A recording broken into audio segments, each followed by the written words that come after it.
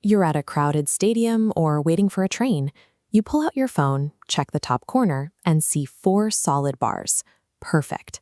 So you pull down to refresh your screen, expecting your feed to instantly update. But absolutely nothing happens. Videos buffer endlessly, messages refuse to send, and you're left staring at a frozen screen.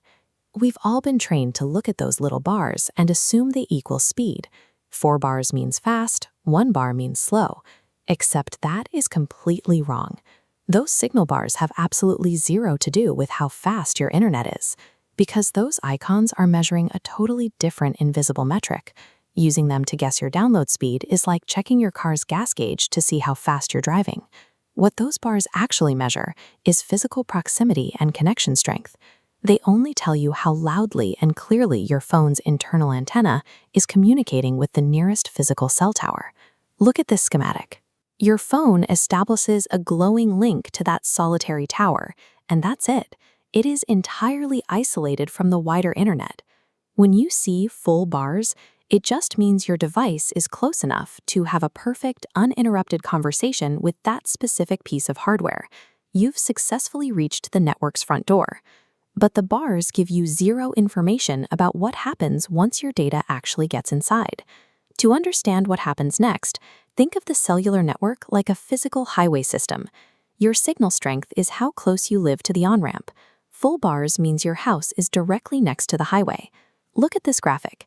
Cyan data dots merge onto the highway and move rapidly on a clear road. But if thousands of people connect to the exact same cell tower simultaneously, bandwidth maxes out. The highway floods with traffic, creating gridlock. Nobody moves forward. This is why your phone feels lightning fast in the exact spot at 2 in the morning, but completely useless at 5 p.m. during rush hour. Perfect access to a congested network still results in a total traffic jam.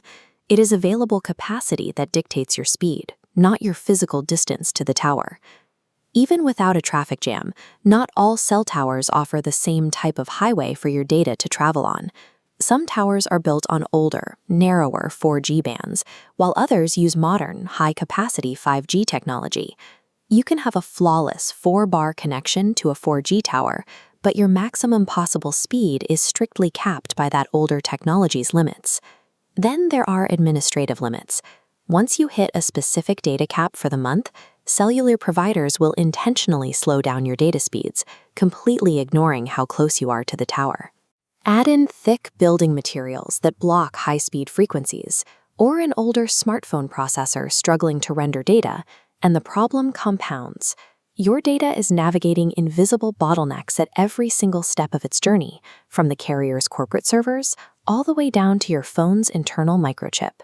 So the next time you're staring at a buffering video while your screen proudly displays 4 solid bars, remember this rule shown here. Signal does not equal speed. Those bars are strictly a connection meter, showing you have a clear path to the network door. Once you realize that speed relies on traffic and capacity, that frustrating buffering isn't a glitch anymore. It's just digital rush hour.